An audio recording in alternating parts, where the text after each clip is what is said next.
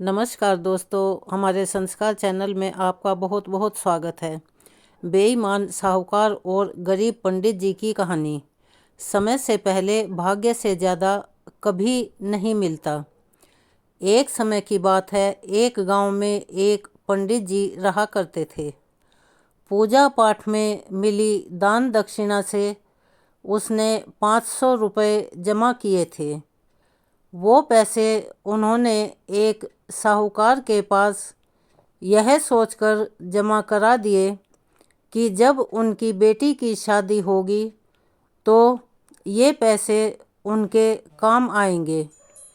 देखते ही देखते तेजी से समय निकलता गया और बेटी शादी योग्य हो गई।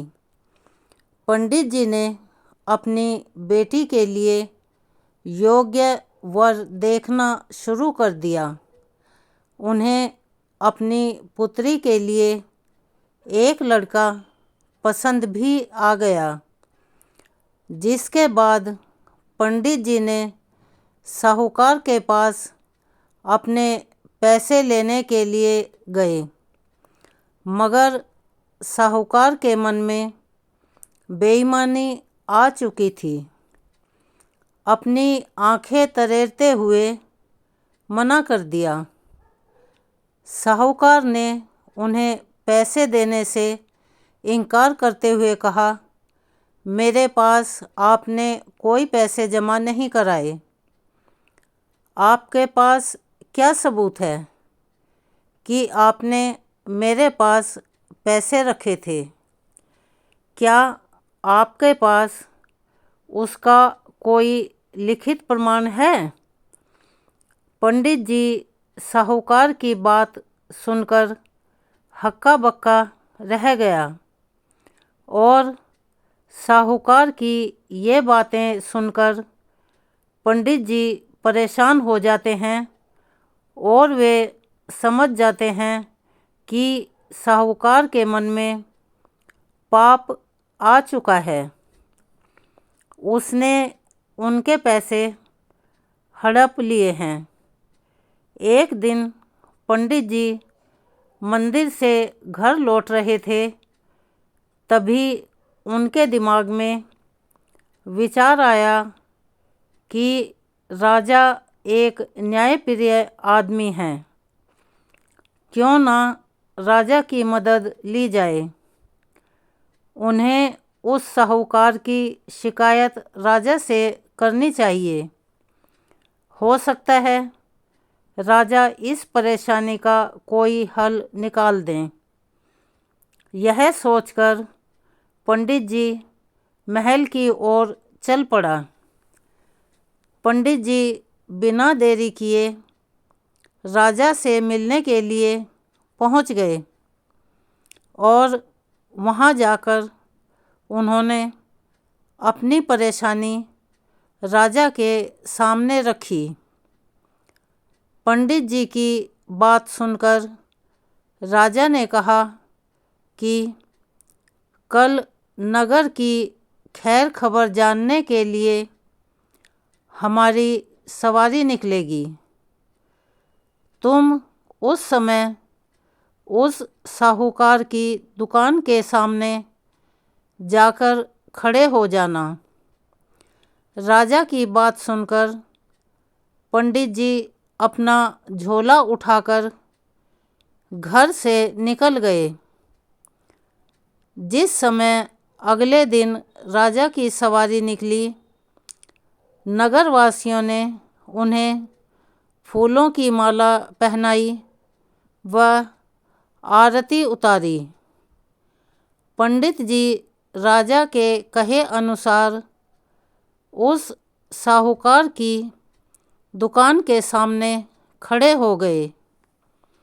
राजा की सवारी साहूकार की दुकान के सामने आई तो राजा ने पंडित जी को देखकर प्रणाम किया और उनसे कहा कि पंडित जी, आप यहाँ क्या कर रहे हैं?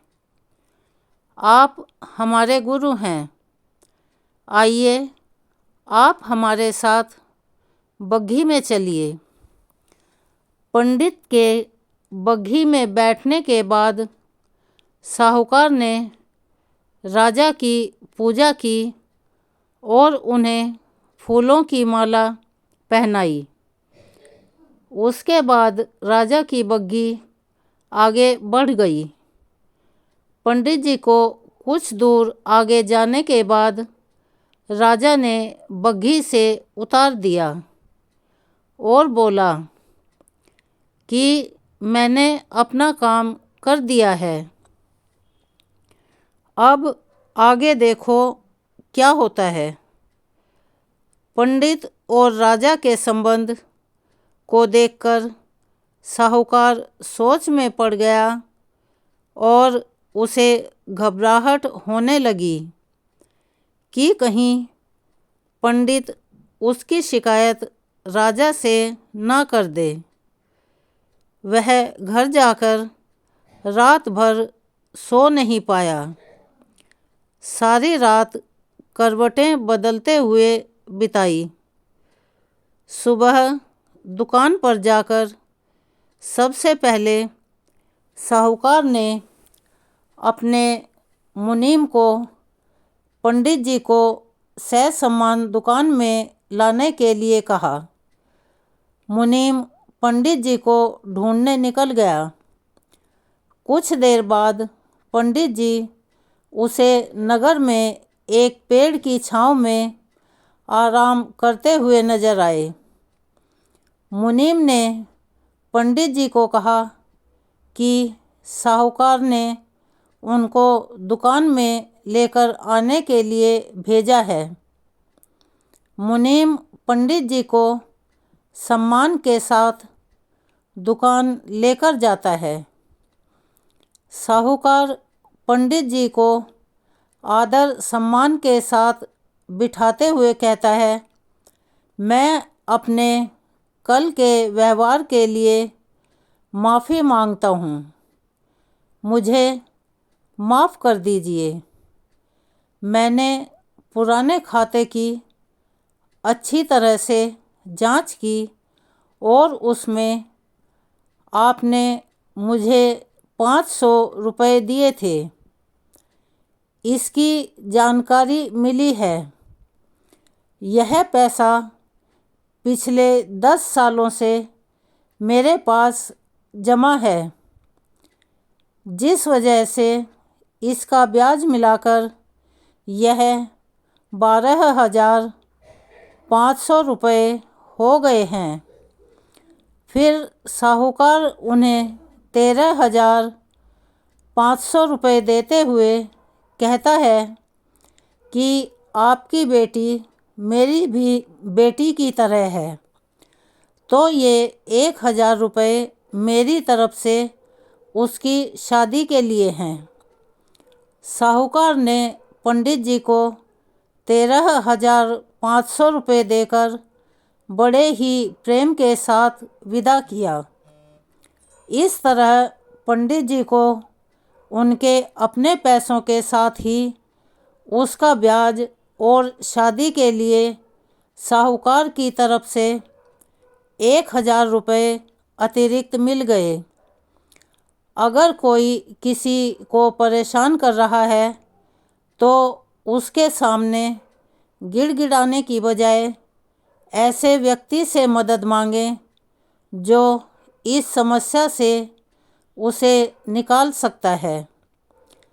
इस कहानी का सार यह है कि किसी से भी लेन देन करते समय लिखित में सबूत लेना चाहिए। किसी पर ऐसे ही विश्वास नहीं करना चाहिए, क्योंकि हर जगह राजा जैसे न्यायप्रिय इंसान नहीं होते।